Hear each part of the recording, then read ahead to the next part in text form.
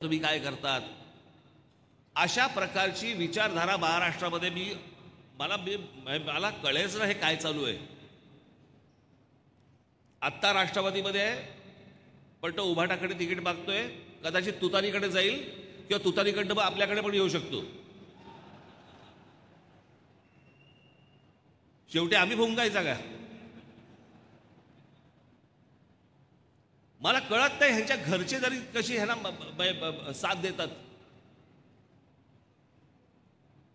पुढच्या येणाऱ्या पिढ्यांवरती आपण काय संस्कार करतो आहोत, महाराष्ट्र आपण कोणत्या वाटेत नेणार आहोत, आपल्याला काही समजतंय?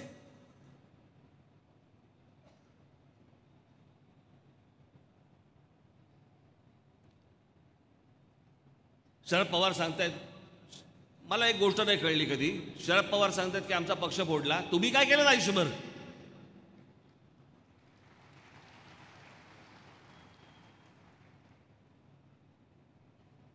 ला काँग्रेस फोडलीत, 91ला शिवसेना फोडलीत, त्याच्यानंतर नारायण राणेंचं झालं, ते गेले, त्यांना फोडलं. तुम्ही कसल्या फोडाफोडीच्या गोष्टी बोलताय? आणि अजित पवारांबद्दल मी बोललोच होतो. इतके दिवस झाले, बरेच दिवस ओरडत होते, आता काहीतरी गुलाबी जॅकेट घालून फिरतात. कोणी सांगितलं मला माहिती नाही. भारतीय जनता पक्ष यांना स्वीकारतो तरी कसा या लोकांना? अजित पवार भारतीय जनता पक्षामध्ये यायच्या अगोदर 8 दिवस अगोदर पंतप्रधान नरेंद्र मोदी सांगतात की 70,000 कोटीचा भ्रष्टाचार केलेल्या लोकांना आम्ही जेलमध्ये टाकू. जेलमध्ये टाकायच्या ऐवजी मंत्रिमंडळात टाकलात.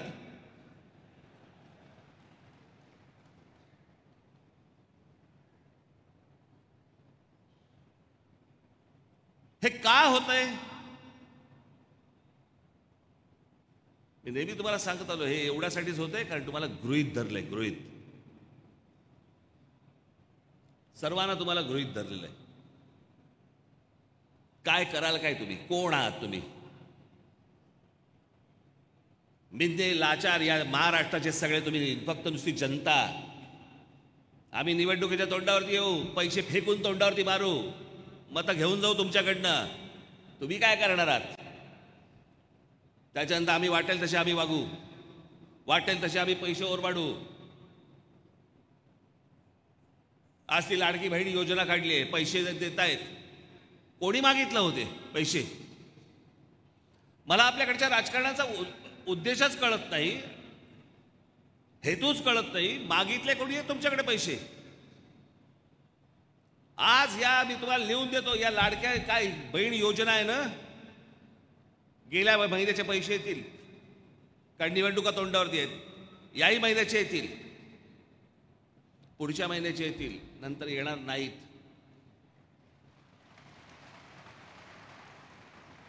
एवढ्यावर जाऊ नका तुम्ही. हे जे पैसे वाटणं जे आहे ना, पैसे वाटणं, जानेवारी फेब्रुवारीमध्ये अशी परिस्थिती कदाचित निर्माण होईल की या महाराष्ट्र सरकारकडे पगार द्यायला पैसे नसतील. कोण मागतंय तुमच्याकडे फुकट? महिलांना जर समजा तुम्हाला करायचं असं, सक्षम बनवा, त्यांच्या हाताला काम द्या, कामात पैसे उभे करतील त्या. एवढ्या सक्षम तर महाराष्ट्रातल्या माझ्या महिला आहेतच, भगिनी आहेतच. त्यांना मार्ग दाखवा. फुकट कसले पैसे देताय?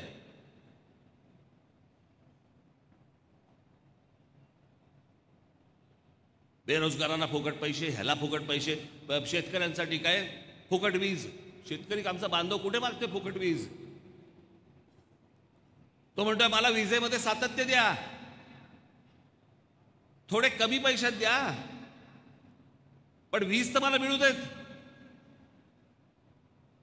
कोणी या देशामध्ये राज्यामध्ये काही कोणी कोणाकडे फुकट मागत नाहीये. ह्यांना सवयी लावायच्या आहेत लोकांना.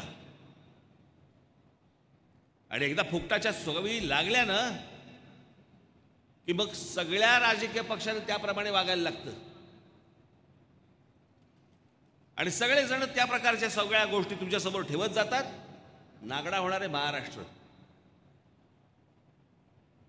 आपण राज्य म्हणून काही विचार करणार आहोत की नाही?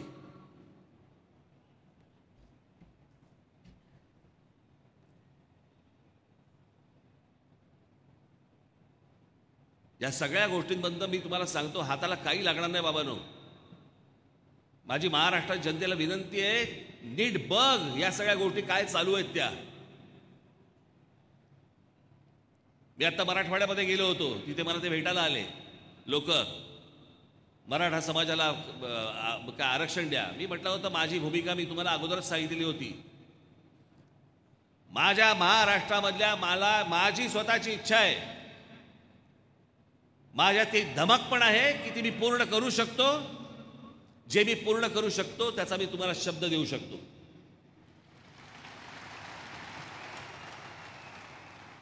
माझ्या महाराष्ट्रामध्ये माझ्या हातात सत्ता देऊन बघा. माझ्या महाराष्ट्रामधला एकही तरुण आणि एकही तरुणी कामाशिवाय राहणार नाही.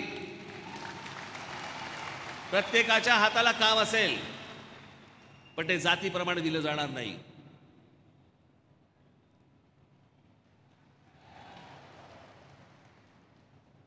या सगळ्या गोष्टी तुम्ही नीट समजून घ्या. हे आरक्षण मिळू शकत नाही, ही गोष्ट होऊ शकत नाही, हे प्रत्येकाला माहिती आहे.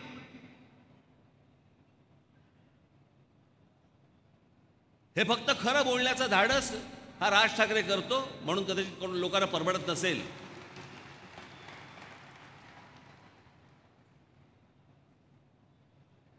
पण जी गोष्टच होऊ शकत नाही. मला अजूनही आठवतंय, एक मोर्चा आला होता मुंबईमध्ये. त्या मोर्चाचं, मराठा समाजाचा मोर्चा आला होता, खूप वर्ष झाली त्याला. त्या स्वागत हे त्याच्यावर त्या व्यासपीठावरती भाजपचे लोक होते, राष्ट्रवादीचे लोक होते, काँग्रेसचे लोक होते, शिवसेनेचे लोक होते, अजूनही कोणतरी होते. आणि सगळ्यांनी सांगितलं की मराठा समाजाला आरक्षण मिळालं पाहिजे. मग अडवले कोणी? तुम्हाला थांबवले कोणी? फक्त वरवर तुमच्या तोंडाला फक्त पानं पुसायची. हे आरक्षण देऊच शकत नाही, हे आरक्षण मिळूच शकत नाही. घटनेमध्ये बदल करायला लागतील, वेगळं अधिवेशन घ्यायला लागेल. आणि हा फक्त मराठा समाजाचा विषय नाहीये बाबांनो. पहिले गोष्ट नीट लक्षात घ्या. हा फक्त महाराष्ट्रातल्या एका जातीचा विषय नाहीये. प्रत्येक राज्यांमध्ये ज्या जाती आहेत त्यांचा पण तो विषय आहे. सगळ्या चव्हाट्यावरती आणावे लागतील. कोणाची हिंमत नाहीये, एकाही राजकीय पक्षाची हिंमत नाहीये. एक जर विषय काढला इथे महाराष्ट्रामध्ये, तर बाकीच्या सगळ्या राज्यांमधल्या जातीवरती डोकं वरती काढतील. प्रत्येकाला नाकी नऊ येईल. कोणी हा पुरवू शकत नाही. ही मागणी जी आहे ती पूर्ण करू शकत नाही. हे पहिलं ध्यानात घ्या.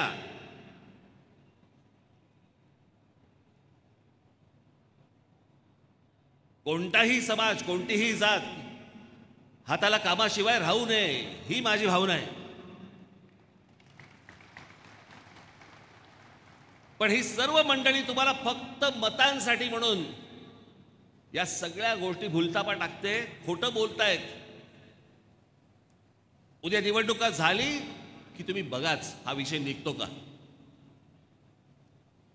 पुन्हा ज्या वेळेला काहीतरी निवडणुकांची वारे व्हायला लागतील, पुन्हा हे विषय काढतील. सतत हीच गोष्ट चालू आहे गेली 20 वर्ष.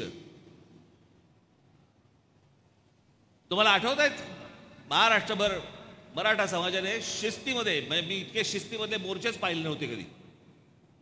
आठवत तुम्हाला काढलेले मोर्चे? प्रचंड मोठे, लाखाचे मोर्चे होते. काय झालं त्या मोर्चानंतर? काही नाही.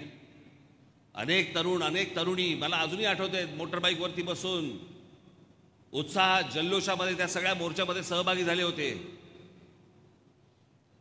राज्यातल्या प्रत्येक जिल्ह्यामधनं मोर्चे निघाले होते. काय झालं? आज त्यातल्याच एका गरीब वर्गाला घेऊन आज जरांगे पाटील आज तिकडे उपोषणाला बसलेत. मी त्यांच्यासमोर त्यांना पण जाऊन सांगितलं,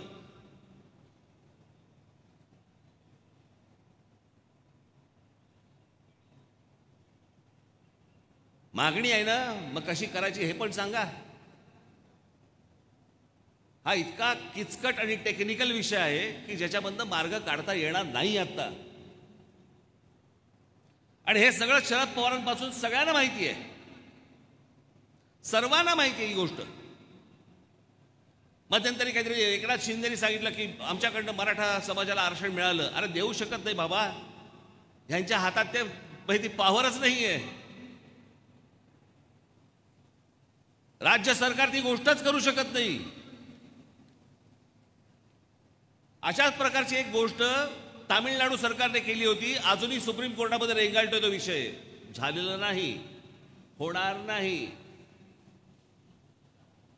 माझ्या महाराष्ट्रामध्ये उद्योगधंदे कसे जास्ती येतील, माझ्या महाराष्ट्रातल्या अगदी कानाकोपऱ्यातल्या माझ्या मुलांना, माझ्या मराठी मुलांना मुलींना कामं कशी मिळतील, नोकऱ्या कशा मिळतील, उद्योगात त्यांना प्रोत्साहन कसं देता येईल, त्याच्यासाठी प्रयत्न करा. फुकट कसले पैसे वाटताय.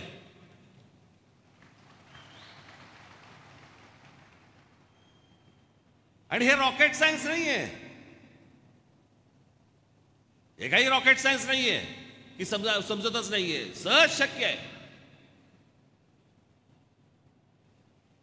पण खोट्या गोष्टी सांगून तुमच्या फक्त भावनांना हात घालायचा. तुम्हाला आठवत असेल, एक 25 वर्ष 20 वर्ष झाली असतील त्याला, 18-20 वर्ष झाली असतील. समुद्रामध्ये शिवछत्रपतींचा पुतळा उभा करायचा. आठवतं तुम्हाला? मला असं वाटतं ती आता ते नाही आहे आमच्या, ते मेटे ना, विनायक मेटे, हे त्याला तिकडे सरकारमध्ये असताना त्यांनी ही मागणी केली. स्टॅच्यू ऑफ लिबर्टीपेक्षा शिवछत्रपतींचा पुतळा हा 2 इंच उंच. कोण डोक्यात घालतं त्यांच्या मला माहिती नाही. मी स्वतः स्टॅच्यू ऑफ लिबर्टी पाहिलाय. तो किती उंच आहे तो पाहिलाय. बरं, स्टॅच्यू ऑफ लिबर्टीचा पुतळा हा फ्रान्स सरकारने त्यांना स्वातंत्र्य मिळाल्यावरती अमेरिकन सरकारला भेट दिला होता बनवून. आणि तो एका आयलँडवरती आहे, दगडी आयलँडवरती आहे. त्याच्यामुळे तिकडे काही भराव टाकायची आवश्यकता नाही आहे. शिवछत्रपतींचा स्टॅच्यू ऑफ लिबर्टीपेक्षा अश्वारूढ पुतळा मोठा उंच. आता एवढा जर समजा उंच पुतळा जर समजा झाला, मला शिल्पकला माहिती आहे म्हणून मी तुम्हाला सांगतो. घोडा केवढा झाला?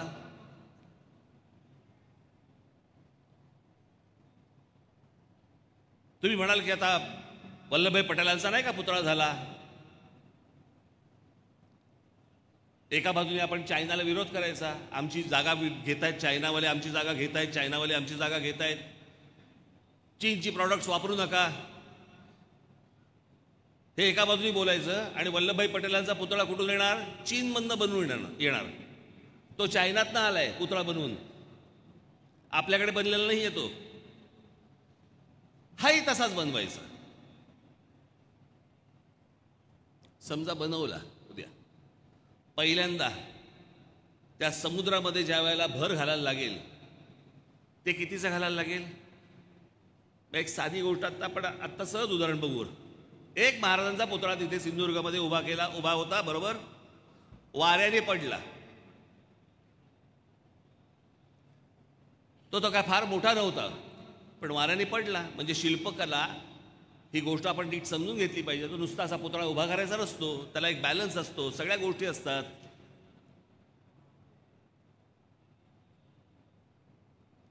उद्या जर समजा तिथे तुम्ही जो भराव टाकलेला आहे तो भराव जर समजा खचला आणि पुतळा जर समजा हलला, काय होईल? तो भराव नुसता टाकून महाराजांचा जर समजा तशा प्रकारचा पुतळा उभा करायचा असेल, त्याला किमान कमीत कमी बोलतो मी तुम्हाला 15 ते 20 हजार कोटी रुपये लागतील.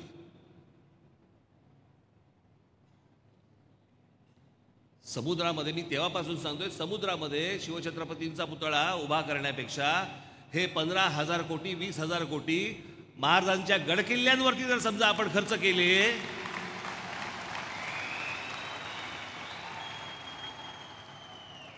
तर भविष्यातल्या येणाऱ्या सगळ्या पिढ्यांना आम्हाला सांगता येईल, अरे आमचा राजा कोण होऊन गेला, त्यांनी काय बांधलंय. अख्खा हा हिंद प्रांत हलवून टाकला ज्या माणसाने.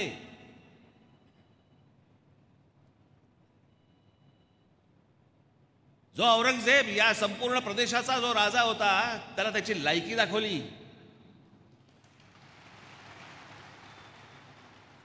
पुढची 27 वर्ष महाराष्ट्रात जाऊन ठाण मांडून बसला आणि इथे मेला. सांगताना काय सांगतात आमचे, 2.5-3 जिल्ह्याचा तुमचा राजा. 2.5-3 जिल्ह्याचा राजा, त्या एवढ्या मोठ्या राजाला इथं आणला आणि 6 फूट बाय 4 फुटामध्ये गाडला. आम्हाला 2.5-3 जिल्हे लागले नाहीत.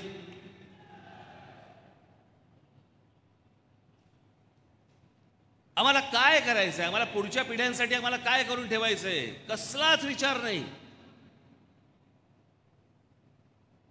कसलाच विचार नाही. फक्त येऊन खोटं खोटं तुमच्यासमोर फक्त सांगायचं, उभं करायचं, सोशल मीडियाचं माध्यम वापरायचं. काही वेळेला तुमचे चॅनलवाले पण असतात त्याला सहभागी झालेले.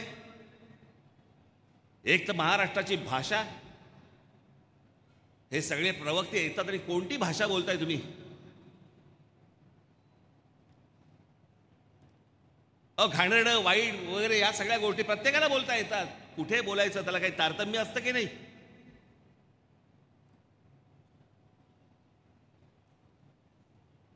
विनोदाने कुठची गोष्ट मांडावी, ती गोष्ट कशी मांडावी, विनोद कुठपर्यंत असावा, शिवी कोणा. आम्ही तुम्हाला सांगतो, मला अजूनही आठवत आहे पूर्वीच्या काळातली एक गोष्ट. यशवंतराव चव्हाण हे सांगायचे की प्रबोधनकार ठाकरे त्यांच्या भाषणामध्ये कधीतरी शिव्या देतात, पण तो विषय समजून घेताना जर समजा तुम्हाला ती शिवी कळली तर तुम्हाला बोध होईल की ते तुम्हाला काहीतरी सुचवतायत, सुनवतायत, काहीतरी चांगलं सांगतायत. त्या असल्या घालण्याशिवाय नाहीत.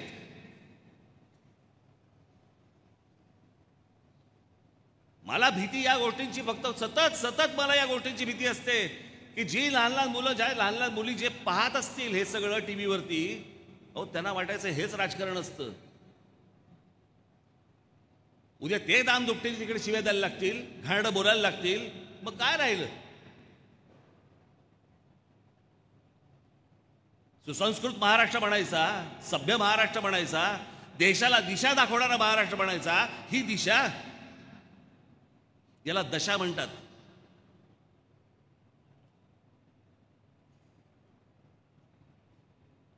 मी मागे ज्याला ठाण्याच्या सभेमध्ये किंवा माझ्या शिवतीर्थावरच्या सभेमध्ये म्हटलं होतं की शरद पवार हे स्वतः नास्तिक आहेत, देव धर्म काही पाळत नाहीत, आजपर्यंत कधी पाळला नाही. मी कशाला सांगतोय, त्यांच्या मुलीने लोकसभेमध्येच सांगितलंय की माझे वडील नास्तिक आहेत म्हणून. मी हे सगळं बाहेर बोलल्यावरती पवार साहेब आता प्रत्येक मंदिरात जायला लागले, हात जोडायला लागले. ते हात जोडणं देखील खोटं आहे. हे फक्त तुम्हाला दाखवण्यासाठीच्या गोष्टी आहेत. या मी हे जे स्वागतात तुम्हाला सांगतो ना, सावध राहा, या लोकांपासून सावध राहा. हे निवडणुकीच्या तोंडावरती खोटं नाटक काय वाटेल ते करतील.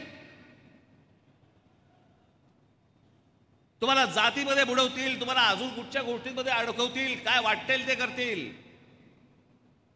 पैशांचा महापूर आणतील. पण एक गोष्ट तुम्हाला सांगतो, उद्या ज्या वेळेला निवडणुकीच्या काळामध्ये हे जेव्हा पैसे वाटतील, सगळेच राजकीय पक्ष घ्या नक्की, कारण हे तुमचेच पैसे आहेत, इथूनच लुटलेले पैसे आहेत. त्याच्यामुळे नक्की घ्या आणि महाराष्ट्र नवनिर्माण सेनेच्या उमेदवाराला तुम्ही प्रचंड मताने विजयी करा. मी तुम्हाला सांगतो, एकदा महाराष्ट्राची धुरा जर माझ्या हातात आली, हा महाराष्ट्र ह्याच्या पुढे नंतर कधीही कोणीही दिल्लीत बसू देत, महाराष्ट्र दिल्ली समोर झुकणार नाही आणि कधी तुटणार नाही.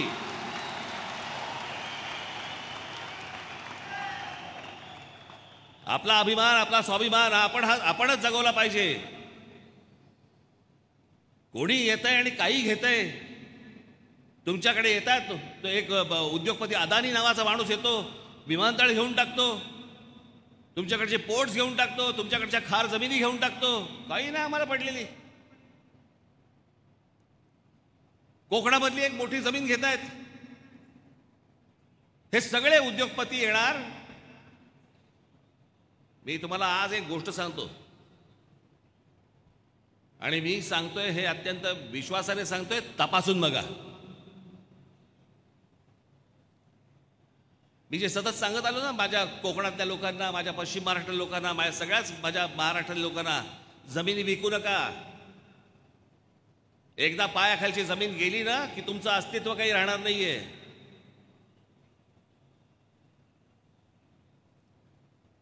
लांब कशाला, बाजूच्या गुजरातमध्ये जा.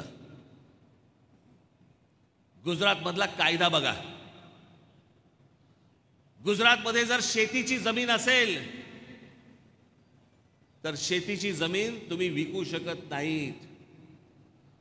आणि शेतीची जमीन जर समजा तुम्हाला विकायची असेल तर ती तुम्ही फक्त शेतकऱ्याला विकू शकता, तीही राज्यातल्या.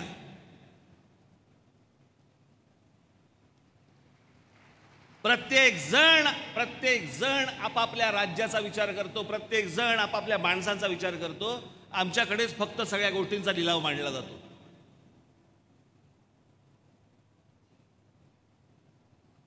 तुम्हाला या उत्तम प्रदेशामधनं, या महाराष्ट्रासारख्या इतक्या उज्ज्वल परंपरा असलेल्या या प्रदेशामधनं तुम्हाला उद्ध्वस्त करायचंय.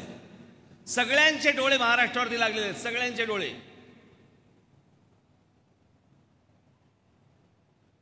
कोण येत आहेत, कोण जात आहेत, कोण काय करतंय, कशाला काही थांगपत्ताच नाही.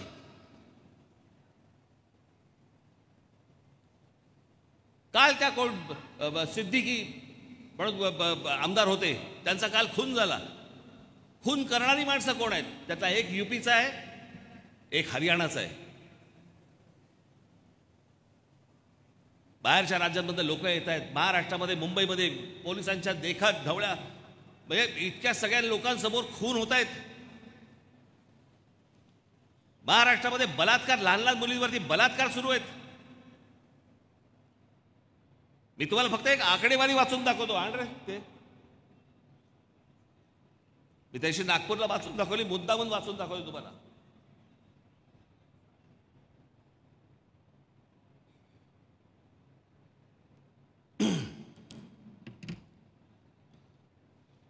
(2017) मी अगोदरचा जात नाहीये. मी 2017 ते 2023 एवढेच फक्त मी महाराष्ट्रातले आकडे सांगतोय तुम्हाला.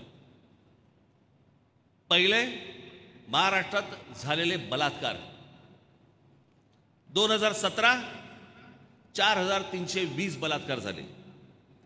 2018 4974 बलात्कार झाले. 2019 5412 बलात्कार झाले. 2020 4846 बलात्कार झाले. 2021 5954 बलात्कार झालेत. 2022 7084 बलात्कार झालेत. 2023 7521 बलात्कार झालेत. 24चा यायचा आहे. अपहरण, महाराष्ट्रातल्या मुली पळवणे. 2017 6248 मुली पळवल्या गेल्या. माझा आकडा नाही सांगत आहे, हा सरकारी आकडा सांगतोय मी. 2018 6825 मुली पळवल्या गेल्या. 2019 8382 मुली पळवल्या गेल्या. 2020 5254 मुली पळवल्या गेल्या. 2021 7559 मुली पळवल्या गेल्या. 2022 9297 मुली पळवल्या गेल्या. 2023 9698 मुली पळवल्या गेल्या.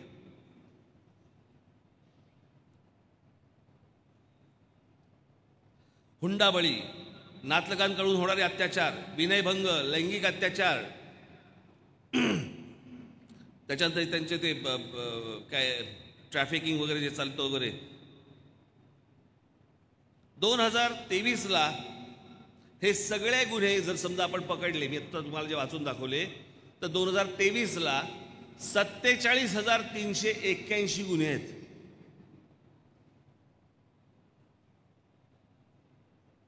हा समृद्ध महाराष्ट्र.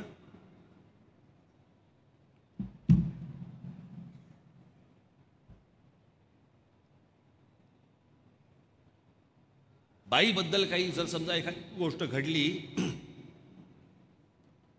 तर रांजाच्या पाटलाच्या चौरंग करणारा आमचा शिवराय,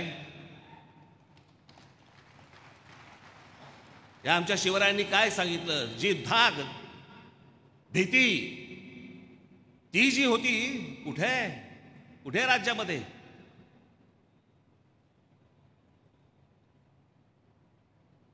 ही जर महिलांची परिस्थिती असेल, लहान मुलींची परिस्थिती असेल, कोणत्या भरोश्यावरती शाळांमध्ये पाठवायच्या आमच्या संगीताताई कुठे गेले त्या?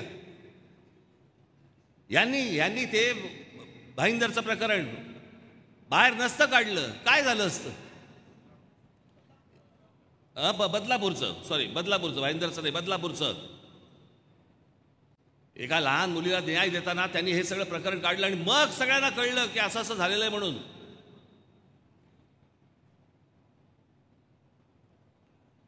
हे सुराज्य, हे स्वराज्य, हे माझं राज्य, हे महाराष्ट्र राज्य.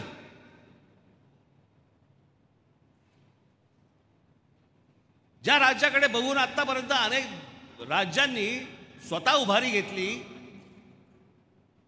प्रत्येक राज्यातल्या माणसाला वाटायला लागलं की महाराष्ट्रासारखं आम्हाला प्रगत व्हायचंय, तो महाराष्ट्र असा अधोगतीला चाललाय.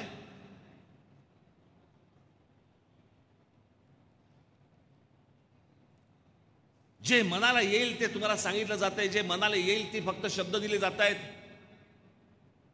फुकट पैसे वाटले जात आहेत. माझी तुम्हाला सगळ्यांना फक्त एकच विनंती आहे, हे आचारसंहिता वगैरे लागतील, बाबांनो महाराष्ट्राकडे तुमचं लक्ष हे असलंच पाहिजे. महाराष्ट्र नवनिर्माण सेनेच्या माझ्या प्रत्येक सैनिकाचं लक्ष असलं पाहिजे. कुठे कोणती गोष्ट घडतेय, ही कशा प्रकारची फसवणूक होतीये, कशा प्रकारे जनतेला फसवलं जातंय, सर्वांकडनं कसं फसवलं जातंय, मला असं वाटतं ही गोष्ट सर्वात महत्वाची आहे. आणि म्हणून येणाऱ्या या विधानसभेच्या निवडणुकीला ना युत्या ना आघाड्या,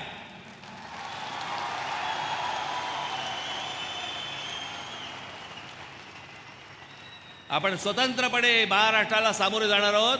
मी तुम्हाला नक्की सांगतो की येणाऱ्या विधानसभेच्या निवडणुकीच्या निकालानंतर महाराष्ट्र नवनिर्माण सेना हा सत्तेमधला पक्ष असेल, आपण एवढं लक्षात ठेवावं. ज्या लोकांनी आपल्यावरती आशा अपेक्षा ठेवलेल्या आहेत त्या सर्वांना आपण उत्तम महाराष्ट्र घडवून दाखवू, एवढीच फक्त माझी मनापासून इच्छा आहे. मी पहिल्याच माझ्या सभेमध्ये सांगितलं होतं की जगाला हेवा वाटावा असा महाराष्ट्र माझ्या हातून घडावा, एवढीच फक्त माझी प्रामाणिक इच्छा आहे. या राज्याची धुरा महाराष्ट्राने एकदा आमच्या हातामध्ये द्यावी एवढी एक विनंती करतो आणि आपल्या सर्वांची मी रजा घेतो. धन्यवाद. जय हिंद, जय महाराष्ट्र. धन्यवाद राजसाहेब, आपण आम्हा सर्व उपस्थितांच्या मनातली गोष्ट आज बोलून दाखवली. धन्यवाद तुम्हा सर्वांचे. धन्यवाद. आजच्या या मेळाव्याची सांगता राष्ट्रगीताने होईल.